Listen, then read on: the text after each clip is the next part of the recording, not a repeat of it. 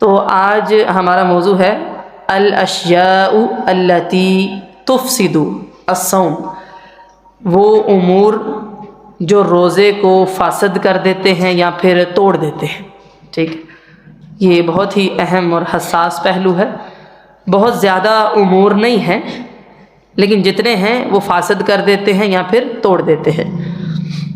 ان میں سب سے پہلے روزہ رکھا ہو، روزے کے دوران جمع کرنا، یعنی ازدواجی تعلق قائم کرنا، اس سے روزہ باطل ہو جاتا ہے.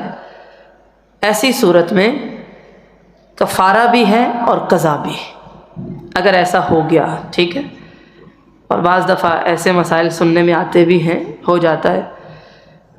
یقیناً لوگ اس سے آشنا نہیں ہیں اور وہ تقدس کو پامال کر جاتے ہیں، لہٰذا ایسا کرنے پر روزہ باطل ہو جاتا ہے. ٹھیک ہے، ٹوٹ جاتا ہے. اس کا کفارہ بھی ہے اور قضا بھی.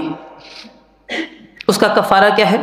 یا تو ایک غلام آزاد کرے، یہ حیثیت نہیں 2 ماہ کے مسلسل روزے رکھنا.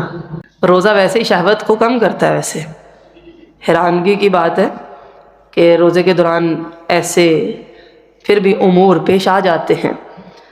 تو 2 ماہ کے مسلسل روزے ہیں، 2 ماہ کے روزے نہیں ہیں، مسلسل ہیں، یعنی ایک بھی رہ گیا نا تو دوبارہ سے پھر پہلے سے شروع. ٹھیک ہے، تو خواتین تو رکھ ہی نہیں سکتی، ان کی تو چھٹیاں آ جاتی ہیں. تو مرد کے لیے بالخصوص ہے. پھر ایک دن بھی اگر چھوٹ گیا تو دوبارہ سے پہلے دن سے شروع. ایک غلام آزاد کرنا، 2 ماہ کے مسلسل روزے رکھنا، یا پھر 60 محتاجوں کو کھانا کھلانا. کتنے؟ 60 مساکین کو کھانا کھلانا. یہ اس کا کفارہ ہے. کفارہ دینے کے باوجود بعد میں اس کی قضا بھی لازم ہے. ٹھیک ہے، رکھنا بھی ہے.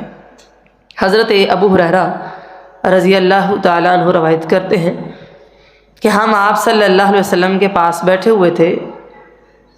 ایک صحابی آئے، کہا یا رسول اللہ ہلکت،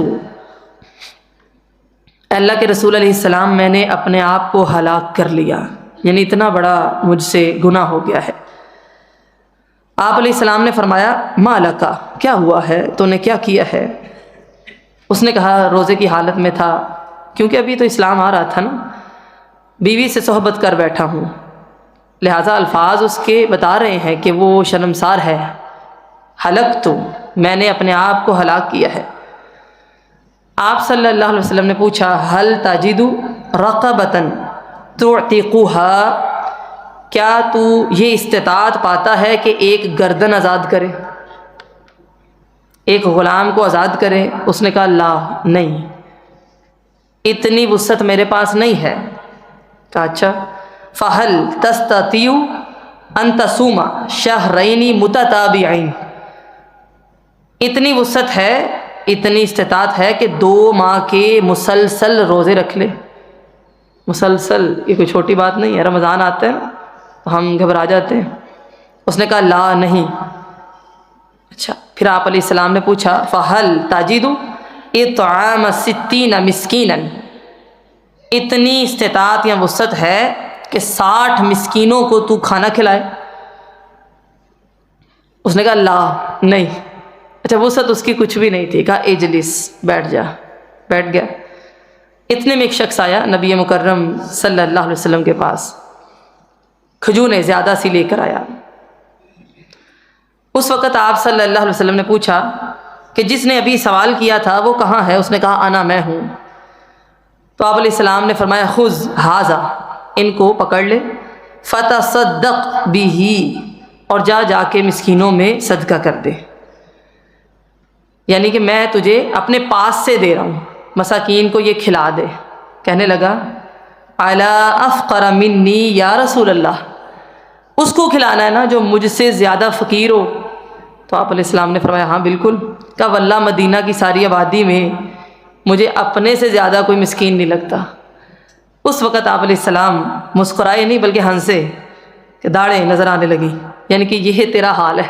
پھر بھی انسان ہے، غلطی ہوگی، اور ہمارے لیے ایک نمونہ بھی پیش کرنا تھا. کہا ٹھیک ہے، اطعمہ اہلک، جا خود کھا، اپنے گھر والوں کو کھلا دے. بخاری کی روایت ہے۔ لہٰذا یہاں سے سمجھ آ گیا، ایک غلام آزاد کرنا، 2 ماہ کے مسلسل روزے اور 60 محتاجوں کو کھانا کھلانا، اس کے ساتھ ساتھ قضا بھی دینا لازم۔ ایک شخص آیا آپ صلی اللہ علیہ وسلم کے پاس، کہا میں نے رمضان کا روزہ توڑ دیا ہے، یعنی اسی وجہ کی بنیاد پر۔ تو آپ علیہ السلام نے فرمایا تصدق، صدقہ کر، اور واستغفر اللہ، اللہ سے بخشش بھی طلب کر، بہت بڑا گناہ کیا ہے۔ وصم یومن مکانہ، اور اس روزے کی قضا بھی ادا کر۔ تو یہاں پہ یہ چیز مکمل ہو جاتی ہے، کفارہ بھی ادا کرنا ہے اور قضا بھی ہے۔ جو لوگ مثلا کھانے پینے کے اعتبار سے روزہ رکھا، غصہ آ گیا، طیش آ گیا، ذرا سی پیاس لگ گئی، جان بوجھ کے روزہ توڑ دیتے ہیں، لہٰذا وہ ساری زندگی بھی روزے رکھیں تو اس کا کفارہ ادا نہیں کر سکتے۔ پہلی چیز، روزے کے دوران ازدواجی تعلق قائم ہو، روزہ باطل ہو جاتا ہے، ٹوٹ جاتا ہے، اس کا کفارہ بھی ہے اور قضا بھی۔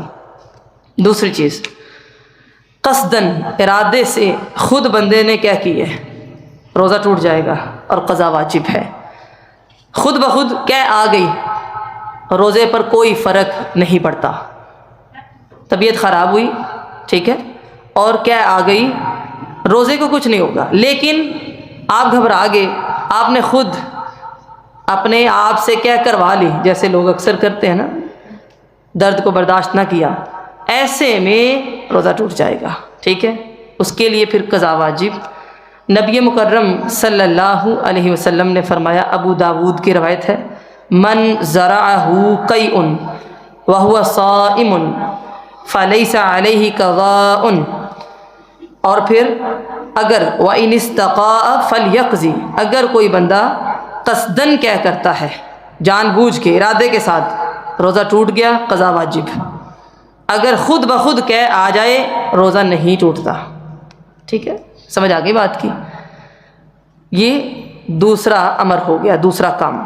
تیسرا، حیض یا نفاس شروع ہو جائے، روزہ ٹوٹ جاتا ہے، روزے کی قضا ہے، ٹھیک ہے جی۔ آپ صلی اللہ علیہ وسلم نے فرمایا، الیس اذا حاضت لم تصلی ولم تصم فذلک من نقصان دینہا، بخاری کی روایت ہے۔ صحابہ کرام سے بات کرتے ہوئے آپ علیہ السلام نے فرمایا، کیا ایسا نہیں ہے کہ عورت جب حائضہ ہو جاتی ہے، نہ نماز پڑھتی ہے، نہ روزہ رکھتی ہے، عورتوں کے دین میں کمی کی وجہ یہی ہے، ٹھیک ہے، کیونکہ پھر وہ نمازیں کم ہو جاتی ہیں، اس وقت میں ان کا رجحان کم ہو جاتا ہے، الا ماشاء اللہ کسی عورت کو اللہ تعالیٰ درجہ دے دے۔ عموماً مرد حضرات علم کا زیادہ کام کرتے ہوئے نظر آتے ہیں، عورتوں میں ذوق شوق بھی کم پایا جاتا ہے اور علم بھی کم ہی، ہاں، لیکن ایسا ہو سکتا ہے، استثنائی کیس ضرور ہوتے ہیں، ٹھیک ہے۔ اس کے باوجود جو ان تمام مشکلات سے گزرتے ہوئے لیڈ کرے، یقیناً وہ قابل رشک ہے۔ یہاں سے ایک بات سمجھ آئی کہ حیض یا نفاس شروع ہونے پر روزہ ٹوٹ جائے گا اور اس روزے کی قضا ہے۔